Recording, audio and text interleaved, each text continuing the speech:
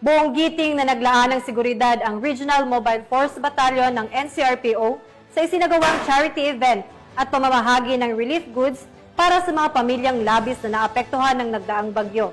Yan ang balitang hatid ni Patrol Woman Maria Danica Bungo.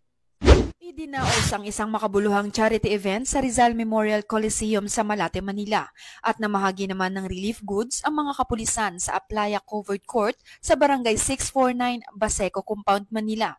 Ang aktibidad ay pinangunahan ni Police General Nicolas D. Torre III, PNP Chief, bilang bahagi ng relief operations para sa mga mamamayan na nasalanta ng katatapos na bagyo.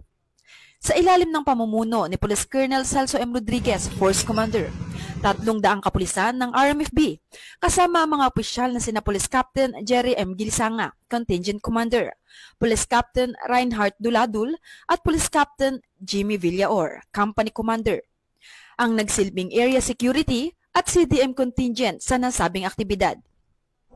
Dumalo rin ang iba't ibang mga opisyal mula sa NCRPO upang ipakita ang kanilang suporta at dedikasyon sa pagtulong sa mga biktima. Ang mga ganitong aktibidad ay mahalaga sa pagbuo ng mas matatag na komunidad, kaya't ang pakikiisa ang lahat ay lubos na pinahahalagahan.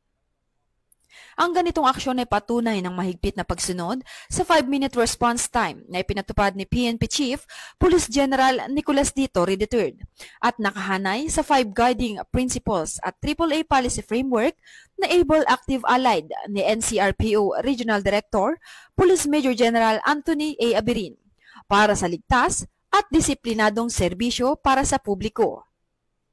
Muli, ako po ang inyong Police News Network Correspondent, Patrol Woman Bungo, alagad ng batas, taga-taguyod ng Balitang Pulis.